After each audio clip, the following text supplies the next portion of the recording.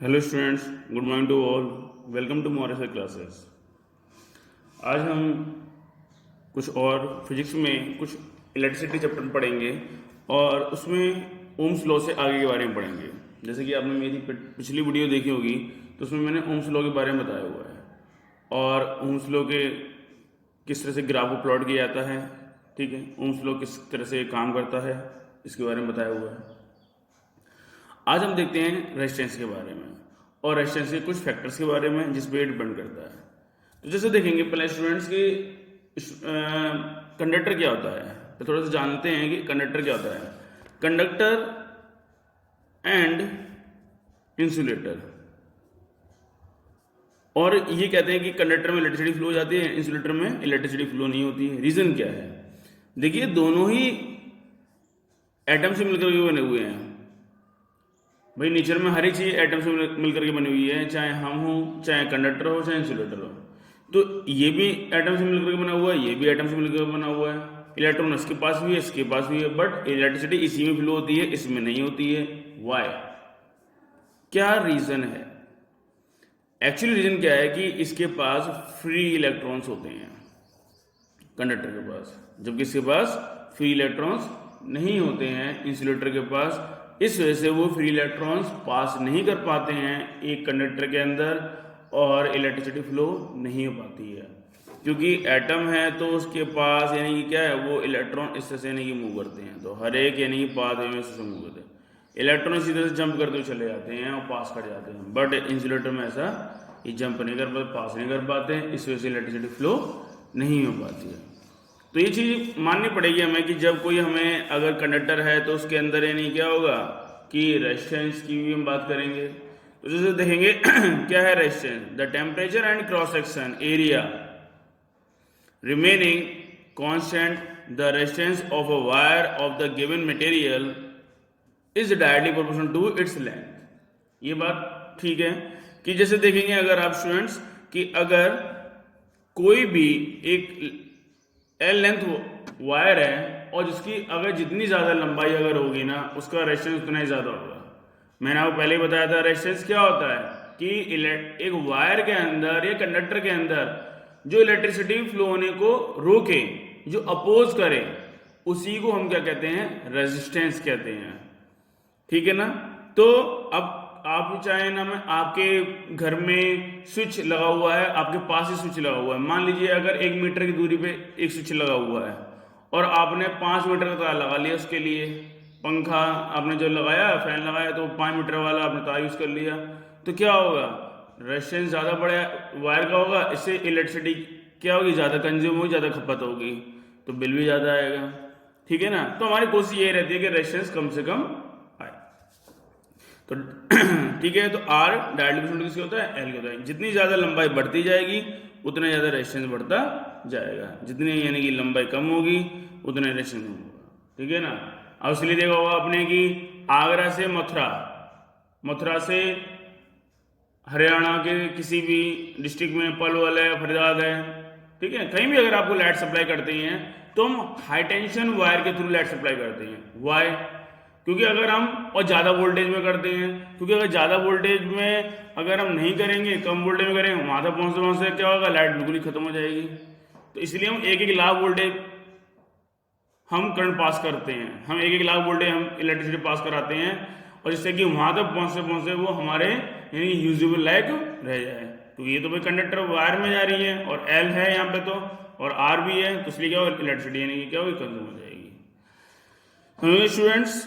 तो ये चीज है। अब नेक्स्ट पॉइंट है, देखेंगे इसका फैक्टर है temperature and length of the conductor remaining constant. Temperature और length of the conductor remaining क्या रहे? Constant. The resistance of a wire of the given material is inversely proportional to its area of cross section. ठीक है student, जैसे कि R inversely proportional to इसके area के। अगर एरिया अगर आपका बढ़ा दिया जाए तो रेजिस्टेंस क्या हो जाएगा? कम हो जाएगा। जैसे देखते हैं कि अगर एक ये वायर है, ये ठीक है ना, अब इसमें क्या है? इलेक्ट्रॉन फ्लो हो रहे हैं, तो भाई अगर क्या है कि ज्यादा एरिया है तो क्या होगा? कम होगी, कम होगी। और अगर कम एरिया होगा तो धक्का मुक्की क्या होगी, ज़्यादा होगी, इसलिए क्या हो जाएगा, यहाँ पर रेजिस्टेंस क्या हो जाएगा, बढ़ आएगा, और यहाँ पर रेजिस्टेंस क्या हो जाएगा, कम हो जाएगा। यहाँ इलेक्ट्रिसिटी इजीली से फ्लो हो जाएगी, यहाँ पर धक्के मुक्के से होगी, इसलिए क्या हो जाएगा, ये तार जल्दी फूक भी सकता है, ठीक है ना। तो इसलिए क्या होगा कि R inversely proportional to area के, यानी कि अगर एरिया अगर बढ़ा दिया जाए तो रेजिस्टेंस क्या हो जाएगा आपका, कम हो जाएगा। तो इसलिए क्या है, इसके इनवर्सली है।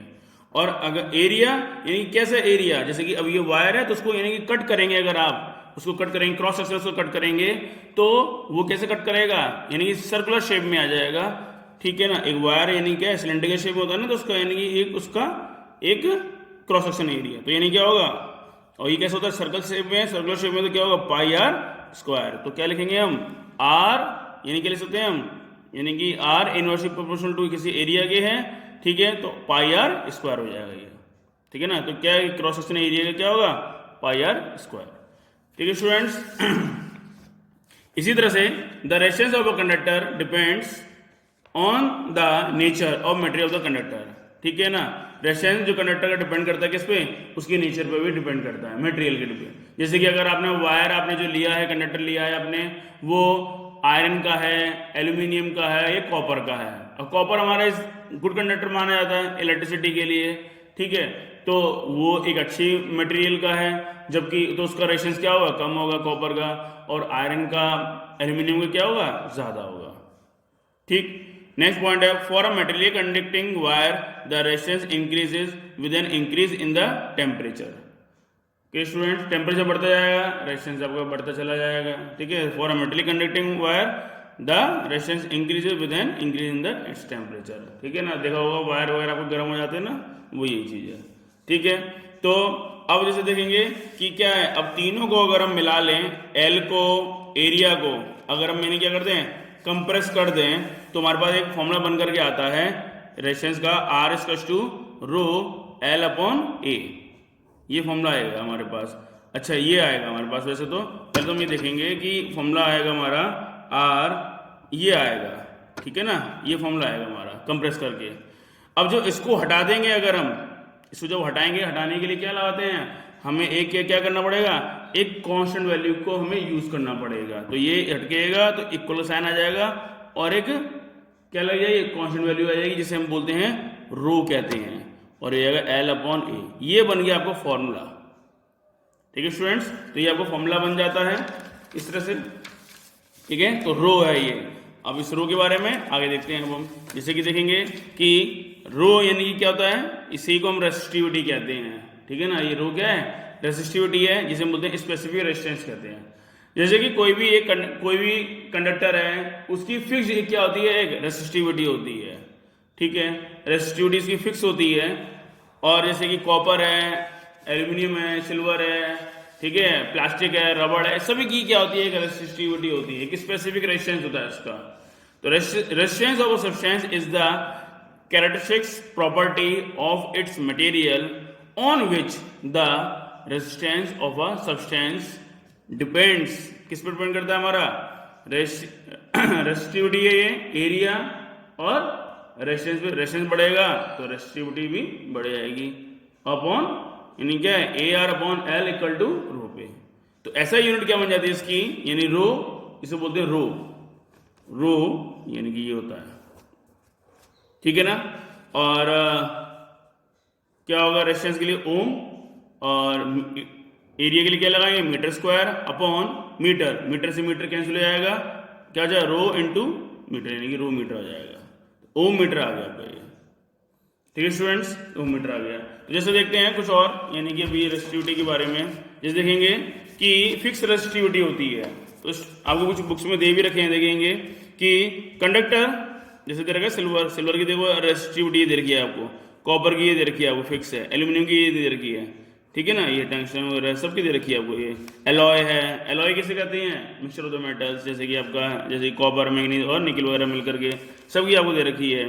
जैसे इंसुलेटर है, सेमीकंडक्टर इंसुलेटर, जैसे कि एबोनाइट, हार्ड रबड़, diamond, glass, paper, pure water, silicon, germanium, ठीक है, ये सब के देखो आपको दे रखी है ये। और जो 10⁻15 दे रखी है, ये तो बिल्कुल माइनस में दे रखी है, -8 है ना, और ये देखो ये प्लस में दे रखी है। सिल्वर, चांदी के आप चीज़ों को इस्तेमाल करो बिजली के तारों में, ठीक है।